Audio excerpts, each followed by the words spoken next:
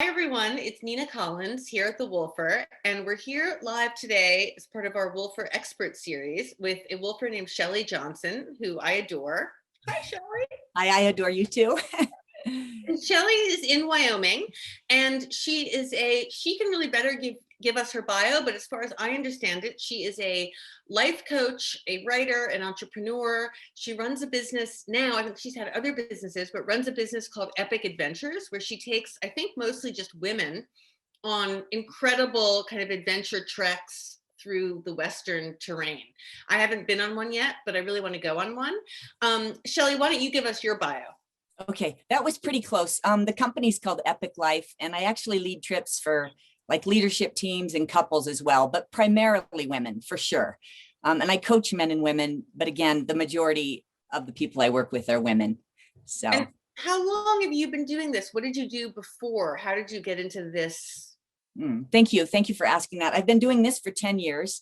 I had another company before that I started in 1994 that was Yellowstone Journal and nationalparktrips.com. And it was a tourism publishing company. And I had that for 15 years and sold that company to Active Interest Media in 2008.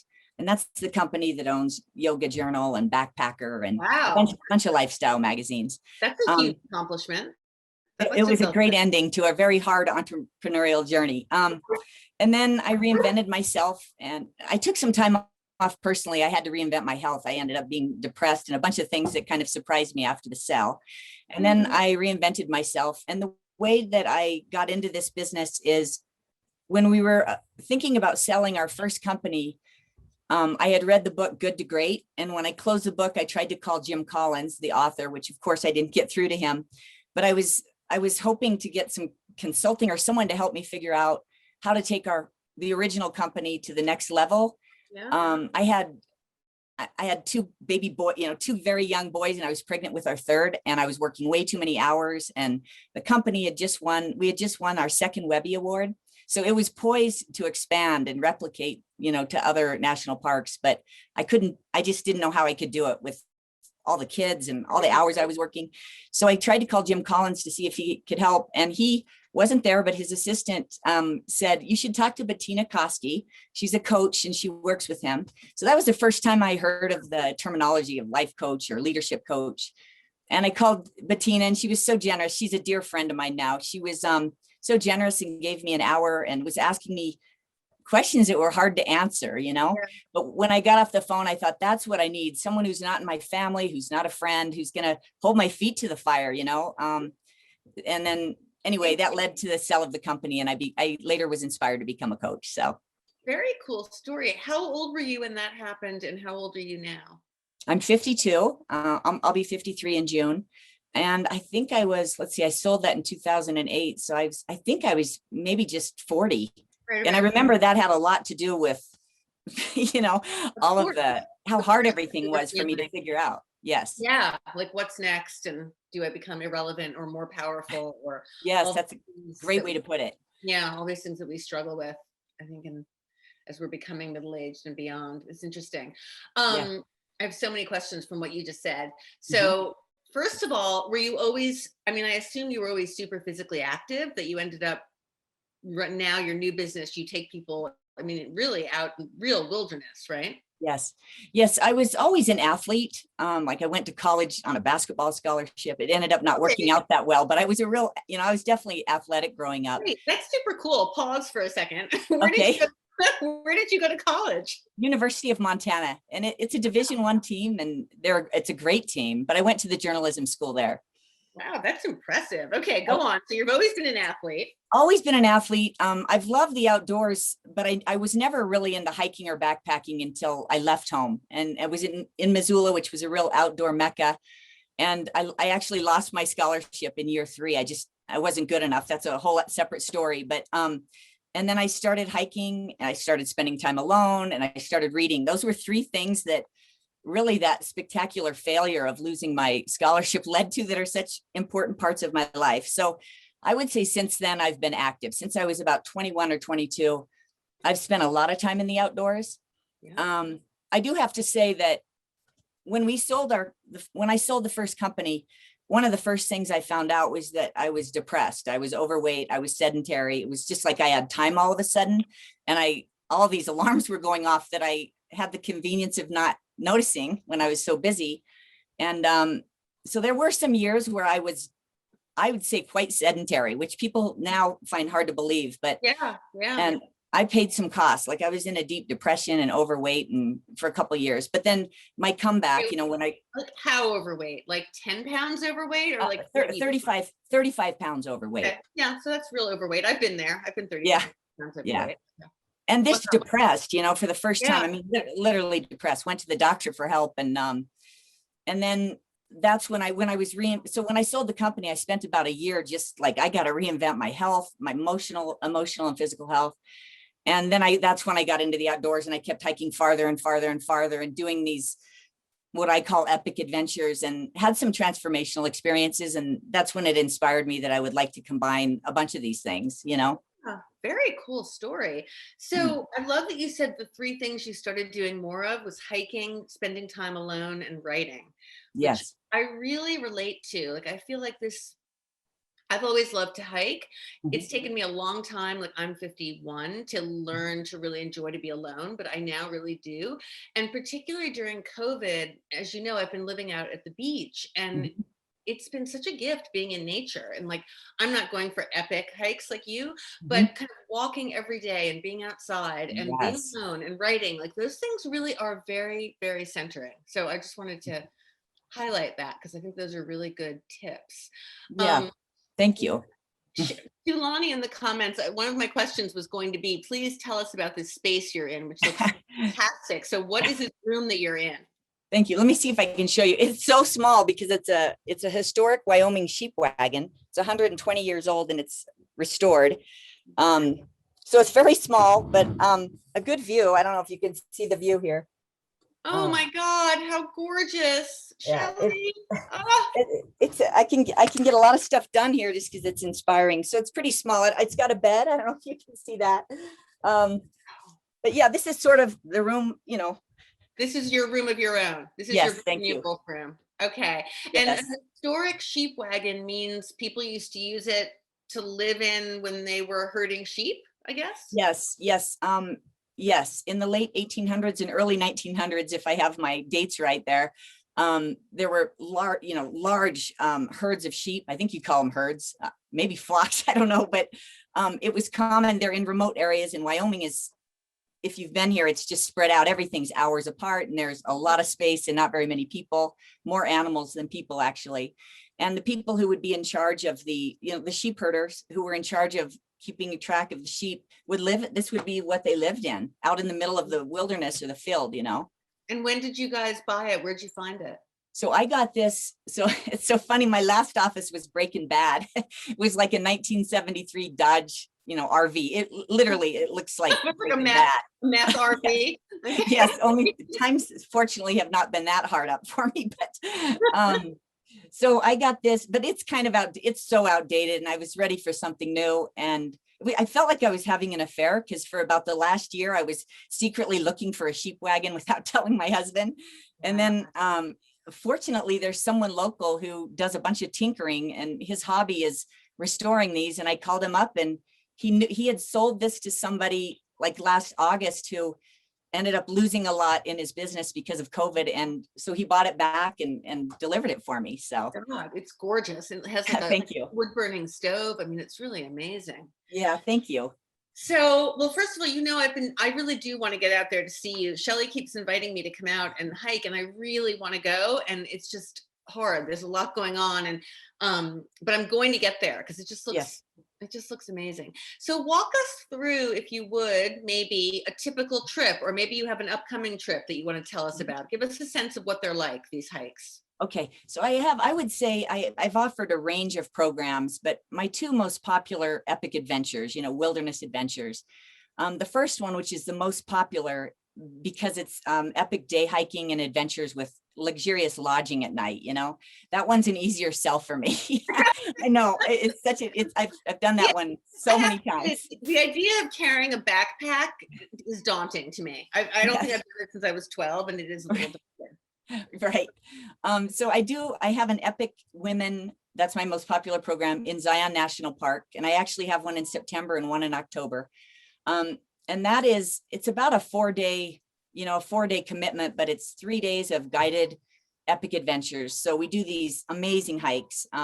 We do one that's in the Narrows where we walk in this river and there's like 1,500-foot walls, that tower on either side of you. It's just unbelievable. It's nothing like it.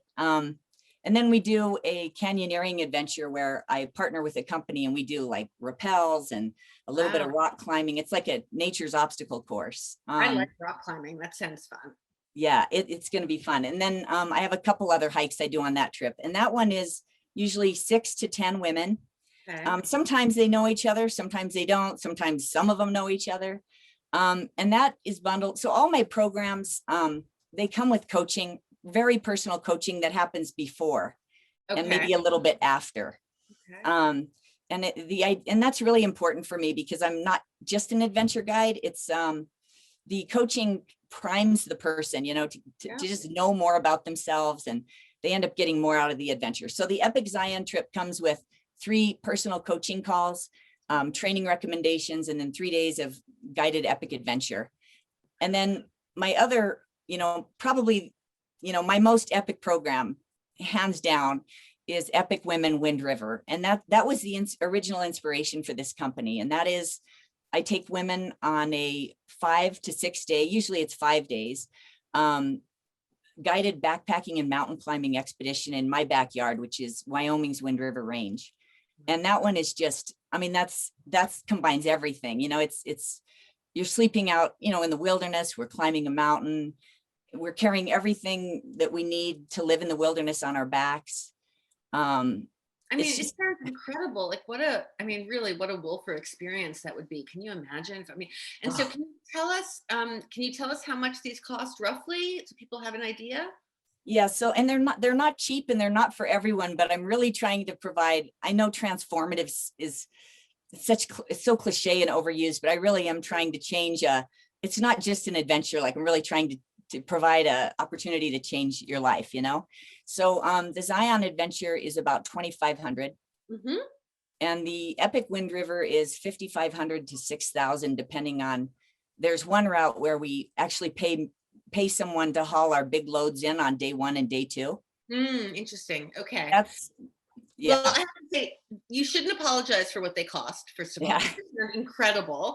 And Thank you. That's something that we always do, right? As women, I think we just we undervalue ourselves, and it's hard. It's hard to ask for money. Believe me, I get it. We're constantly debating, is our subscription price the right amount? And should we, quadruple it or, whatever. It's so hard.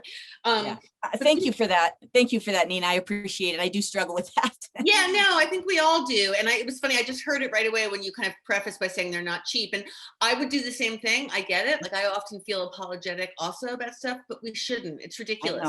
There's stuff everywhere that costs huge amounts of money, and like there's nothing to be ashamed of. You're offering an incredible, they sound amazing. Actually, as we talk, I'm thinking maybe I should just do Zion in September with you. I think it'd be great. That'd be great. And that's a great gateway one, or whatever you want to call it. Like a lot of people have done that one and then they move on to the bigger one if they want to. Yeah, like I get to stay in a hotel. I'd like to sleep outside once, maybe. Yes. I totally get it. As I get older, Nina, it's like my trips are getting shorter and shorter in the wilderness. So. No, but it really does sound great. I don't know if I ever told you, but my grandmother, so I have a white grandmother and a black grandmother. And I spent really a lot of time with both of them growing up, but my white grandmother grew up in Illinois and was a big camper. And when I was a kid, she bought this big parcel of land in Idaho. And so I have really great memories of, she had a deal with her husband, their whole marriage, that when they first got married, she said to him, I'm going to leave every summer for a month. And when they were young, she would go to Germany, actually, which is kind of weird, and ran like youth camps. Like, wow. They were this was your grandma? Yeah, this was my grandma. Wow.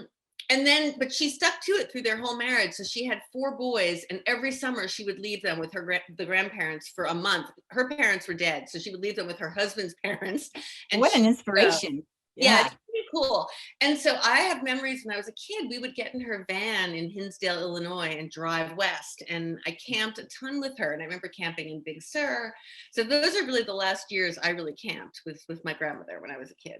Oh, Um, what fun memories though. Wow. yeah, yeah. And she was really into and I spent a couple summers in Idaho. So if I go out west with you, she'll be kind of my guiding Ah, spirit on those trips. that's But wonderful. um, when are the September dates? Do you know already? Yes, and I can change these, although right now they're set for September 22nd through the 26th.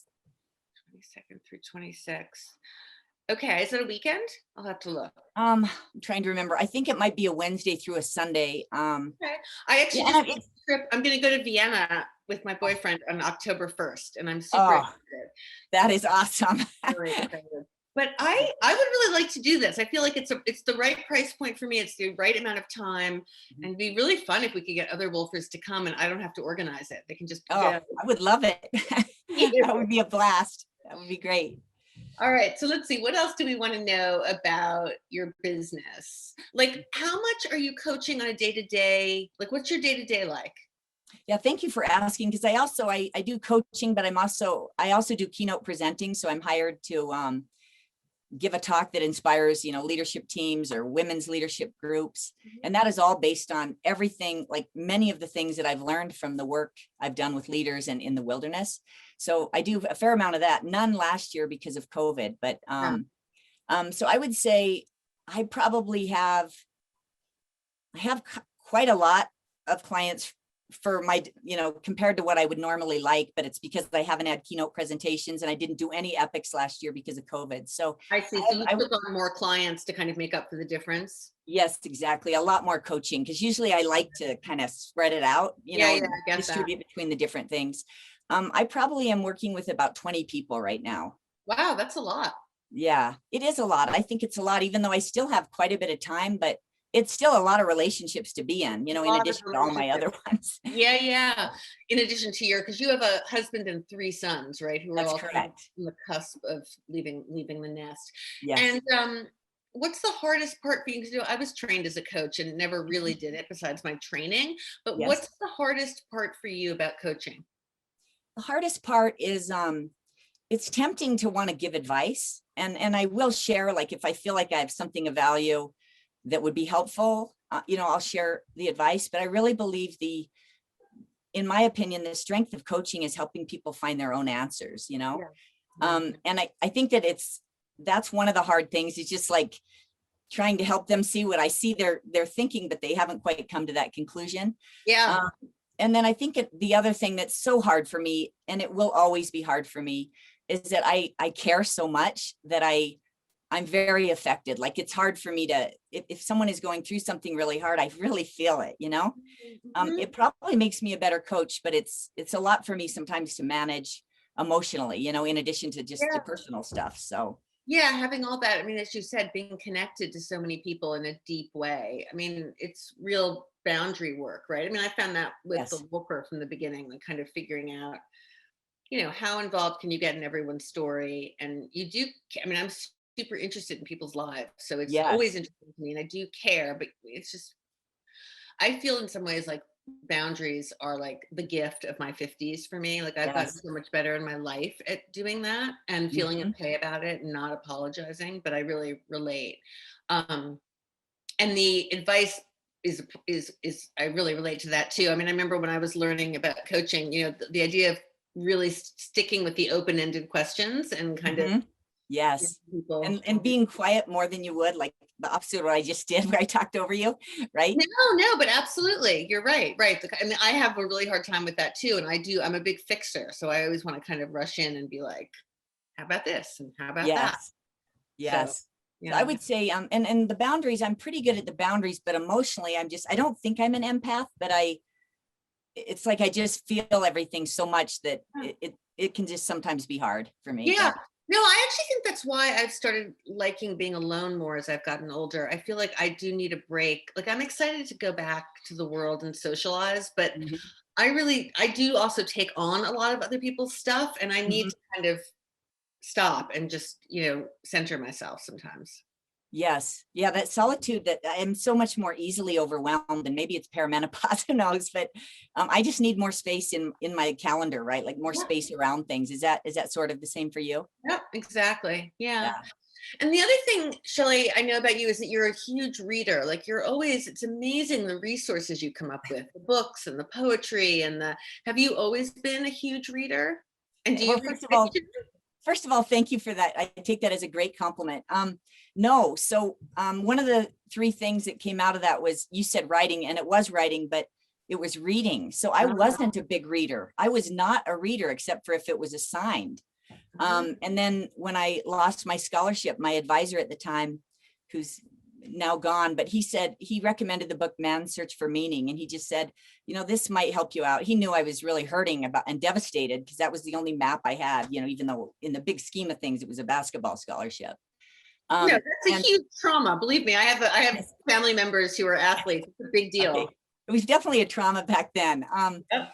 And I read that book and it inspired, I've read that book. I'm very influenced by the work of Viktor Frankl, but I remember reading in that book how we choose our existence, we choose it. And that had such an impact on me, and it like changed the course of my life, right? I was sort of a victim and like, oh God, what am I going to do?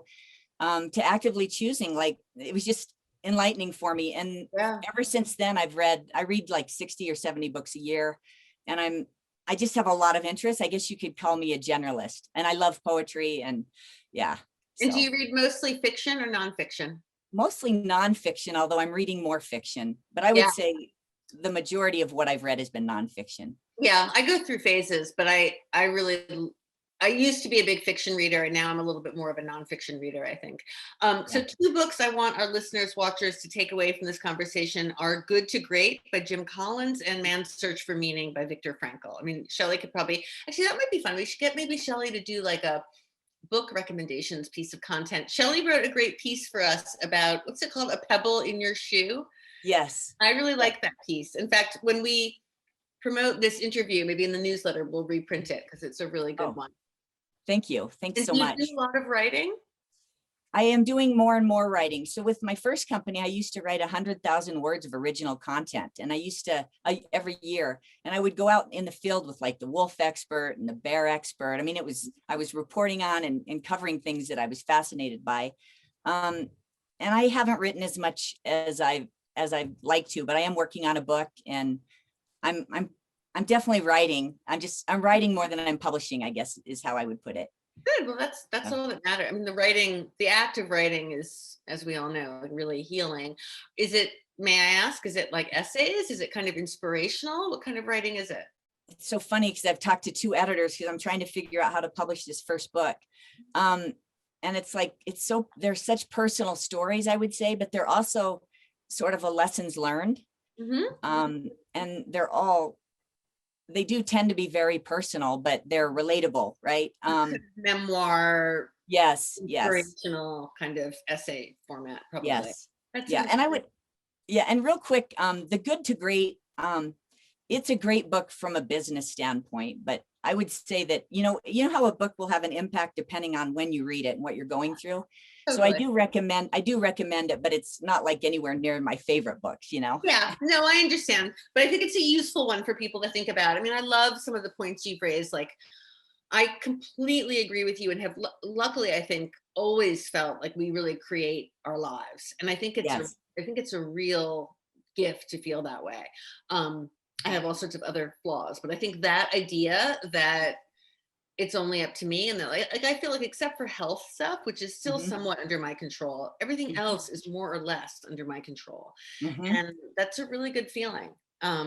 Such a good feeling. And it's uncommon though, right? Like so many Yeah. women that I work with, they're wonderful, but it kind of didn't occur to them. They put everyone else first. And you have to be an active participant. You have to be choose to be in the driver's seat of your life, Right. for sure. And even when I'm not sure what I'm doing, which happens a lot, right? I've Mhm. gotten much more comfortable with saying, I'm in a moment of uncertainty, or I'm in a moment where it's not really making sense, but it's still under my control. Like, it's still me trying to figure it out, right? It's never this feeling of like, the world is making this impossible for me. I just don't see it that way generally. I mean, I'm very fortunate also. I know Right. how privileged I am to be able to say that, believe me. But I just think it's a helpful mindset for everyone to realize how much they can decide really what they want. So Absolutely. There was a quote that I'm sort of a quote collector too. There was a quote by a lion tracker, and he said, I don't know where I'm going, but I know exactly how I'm going to get there. And oh, I that's a love good that. one. Yeah, I Yeah. love that. And I would say that's a lot of my work, even on the adventures, is I'm trying to help people get a glimpse of their best self, be re-inspired about their life, and then not be as concerned about the destination or what even their grand goal is, but more importantly, to think about how they want to be. I think that is so great. Wait, I'm writing it down. I don't know where I'm going, but I know exactly how I'm going to get there. Yes. That's fabulous. I I'm love hoping. it too. All right. Well, this has been so much fun. I'm sure so many of our community members have been super curious about you. So now they know a lot more. And for people who don't know you, now they learn a lot more about a life coach who does incredible extreme adventures. Is there anything else we should cover? Have we kind of done it?